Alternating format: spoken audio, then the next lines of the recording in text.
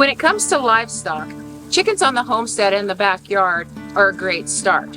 They're fun, they're easy, and they provide so much in return. We've raised chickens organically for decades. I'll share with you what I do to keep my flock healthy, the herbs I give them on a regular basis, how to ferment food, and to help prevent illnesses and parasites. I think of all the farm animals, chickens are the easiest to keep. And when fed a healthy diet, they're even easier. Just like us, when we eat good food and have a healthy diet, we generally are healthier. I feed my chickens organic feed. They get lots of herbs and scraps from the garden. They get to run the orchard for several hours a day, getting insects, scratching around, and just being chickens. We use a pre-blended organic chicken feed that contains whole grains as well as some layer pellets in it. It has kelp, oyster shell, essential oils, herbs, as well as some diatomaceous earth. I used to blend my own chicken feed, but because of time, we quit doing it, and the pre-blended is much easier for us these days. If you only have a few chickens, it might be a good idea to use a pre-blended mix as well. If you're interested in blending your own chicken feed, I do have a recipe that I used to use and probably will again someday. I'll put it in the description so you can see what it is and blend your own. One thing about blending your own chicken feed is you can control exactly what goes in it, and it's rather satisfying. Even though my chicken food does have a lot of herbs in it, I still grow a large array of herbs to feed my chickens seasonally as they might need them. Peppermint is a great herb to be growing around the chicken coop for several reasons. Number one, it helps repel mice. I'll place fresh peppermint on the tops of my feed barrels to keep mice away as well as weevils. And once it's dry, I crumble it up and put it in the food. I'll cut fresh peppermint and toss it in the coop to help keep it fresh, and the chickens love it. Peppermint seems to work better than any other mint does. I've got a large metal basket that hangs freely in the chicken run. This is great because I can put all of my herbs and greens right inside this. This occupies them throughout the day. They can peck at it throughout the day. It gives them something to do, and it keeps it off the ground. Basil's an excellent herb to feed your chickens. It's an antioxidant, keeping your chickens healthy and stress-free. I usually give my chickens a nice handful of this every single day.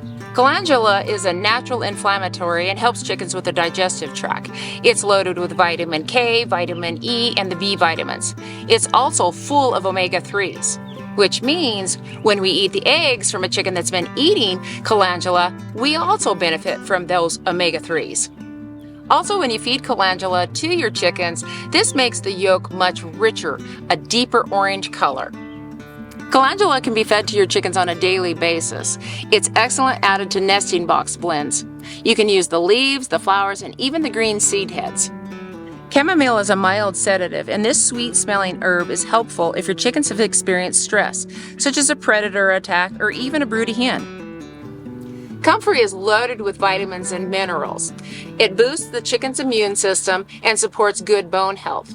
I usually give one good handful to my chickens once a week. Dandelion flowers are loaded with vitamins A, B6, C, K. They have lots of calcium as well as fiber. The dandelion leaves are also a great source of omega-3s. Generally, chickens can get your dandelion greens and dandelion flowers when they free range, or you can just grow dandelion greens specifically for your chickens and put it in with their feed. Oregano oil, fresh oregano, and even dried oregano is excellent to feed your chickens. It's an antibacterial and it aids in respiratory health of your chickens. It's great to use as a dewormer as well. Nasturtiums have strong antimicrobial and antibiotic properties. They're high in vitamin C's, and they're excellent as a natural wormer. You can feed nasturtiums freely when they're in season and dry some for winter use. Both the leaves and flowers can be used. I'll come right in here and just give mine a nice haircut to keep them out of the rows and toss them to the chickens. Garlic, in my opinion, is one of the best herbs that you can give your chickens. You can feed it fresh, dried, or even powdered. You can add this to their food, water, or even their herb mixes. It boosts the immune system and it acts as a dewormer. I feed this to all of my livestock, the goats, the turkeys, the ducks, and the chickens. The stalks of garlic can also be dried and pulverized. It works almost as good as the garlic itself. And there's no waste that way. An herb that we use for ourselves to boost our immune systems we may not think about using for our chickens, and that's echinacea. It works the same way it does for them as it does for us. We use the leaves and the flowers to feed our chickens. and it's also been used historically to prevent worms. Thyme, rosemary, lavender, sages, and nettles are all great to incorporate into your daily regimen to feed your chickens. They all have great health benefits. There's several things that you can worm your chickens naturally with, and one of them comes straight from the kitchen, and it's just 1 cup of yogurt mixed with 1 tablespoon of blackstrap molasses. Just feed this sparingly. A mixture of garlic, nasturtiums, and dandelion greens help combat worms as well as parasites. Cucumbers, squash, and pumpkins all have a coating on their seeds that paralyze worms. I love this. During the winter time, when I'm processing pumpkins, I take the entire insides of the pumpkins and feed it to the chickens, and that includes their pumpkin seeds. And when I let a zucchini get too big, the chickens benefit from it. I chop it up, put it in their food dish. This helps cut back on their feed bill and also worms them. Cucumbers are great to feed your chickens during the summertime. Not only does this help worm them, but it also helps keep them hydrated because their water content is so high. Now, when you're using these crops for worming, it's better to use for a maintenance rather than a worm infestation. For serious worm infestations, the cucurbit family crops may not be enough to rid your chickens of worms. So your best bet would be to make a parasite tincture and include those pumpkin seeds in that tincture. I like to make these tinctures ahead of time for when and if I ever need them. I'll be posting a video next week on how to make that tincture. By fermenting chicken's food, this offers them probiotics, and it's great to do during the summer months. It's easier for the chickens to digest the food, so this reduces the metabolic heat production. Fermented food has good bacteria, which helps support good gut health. It's also really moist, so this helps keep them hydrated during the hot summer months. When you're fermenting your food, it's best to do it indoors during the summer months because it ferments a lot faster when it's outside, and I've had mold grow on mine when I've done it outside. This is when temperatures are above 85 degrees. Use a whole grain or even a scratch, something that has larger pieces. Don't use anything that's medicated as well, because that's going to interfere with your fermentation process. You can use a pellet or even a crumble, but my chickens don't seem to like it so much, so I stick to the whole grains and the scratch. The amount of feed that you're going to need is 1 part feed to 1 part water, and you want non-chlorinated water because that chlorine would mess with the fermentation process. The amount of feed that you're going to be fermenting is half the amount that you feed your chickens each day. It's better to make several batches throughout the week rather than make one big batch because it gets kind of gross. The reason you're only using half the feed is because it's moist and the chickens are able to absorb those nutrients a lot better. Therefore, they won't consume as much, saving you more money on feed. Mix your feed and water in a bucket and make sure that the feed is submerged. You'll want to stir this every single day. Once you start to see bubbles after 2 or 3 days, you'll know it's starting the fermentation process. And once you have that slightly sour smell, you'll know it's time to feed.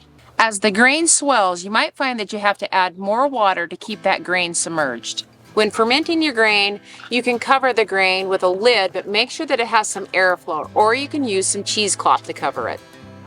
We want to make sure that our fermented feed doesn't get any mold on it, and that's why the stirring process is so important. We don't want to feed our chickens any mold. If it happens to happen, then it's best to throw it to the compost pile. They prefer the fermented grains in the summertime especially because it helps keep them hydrated. They love that moisture content in their food. You can also soak your feed for 24 hours. This will hydrate that feed, helping your chickens to stay hydrated, and this is especially good during the summer months and if you don't have time to do the fermentation process. What I do is I'll soak my feed in the morning, let it sit overnight, feed that feed to them in the morning, and start a new batch. It's as simple as that. Herbal dust baths can be used to help control parasites like mites, ticks, and lice. Even though our chickens get to get out almost on a daily basis and have a dust bath in the orchard, I still like to put a tray full of sand and herbs so that they can have a dust bath on a daily basis inside their coop. Lavender, thyme, sage, and rosemary are perfect for this, and they can be used fresh or dry. You can also add wood ash to the mix. Wood ash is exceptional for lice. You just want to make sure that it doesn't come from any type of treated wood. Diatomaceous earth is also excellent to add to your sand bath, and actually should be to help control parasites. I use about 1/4 of a cup to 1 cubic foot of sand. I'll put my sand down in the tray, the herbs, diatomaceous earth, and wood ash all on the top, and the chickens will mix it all in. The amount of herbs that you're using doesn't really matter. Just chop them into small pieces. That way the essential oils are able to come out of those herbs and get onto the chickens a lot better. Hot summer temperatures can cause heat stress in chickens, causing dehydration, decreased appetite, as well as just general discomfort. When chickens experience heat stress, they expend more energy trying to stay cool.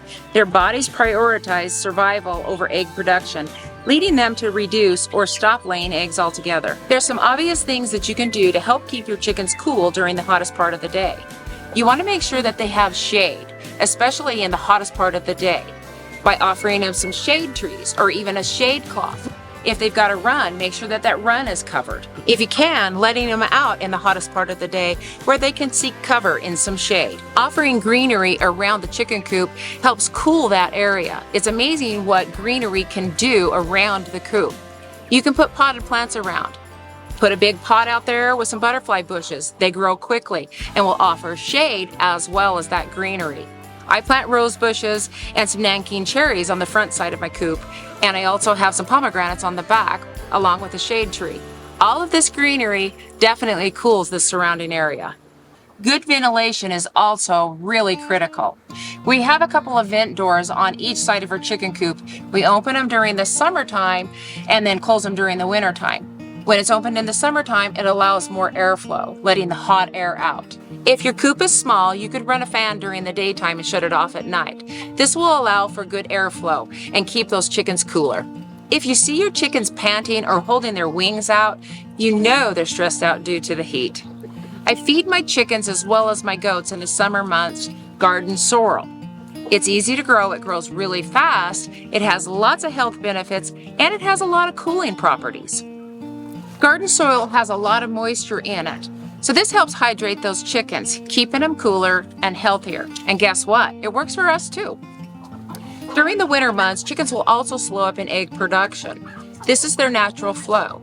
By putting a light on them, they definitely up their production in eggs, but by doing this, they also quit producing sooner in their life. Something that I prefer to do over using artificial light is using cayenne pepper. This helps their egg production keep up a little bit naturally, as well as keeping their bodies warm, which helps with the stress of the cold. I only do this when the temperatures start to drop below 25 degrees at night. I grow a lot of cayenne peppers over the summertime, dry them, and either powder them or just use the flakes. I'll sprinkle that right over their food on a daily basis. Chickens are pretty hardy, given good shelter, a good diet, and exercise. May your flock be healthy, produce well, and may God bless you.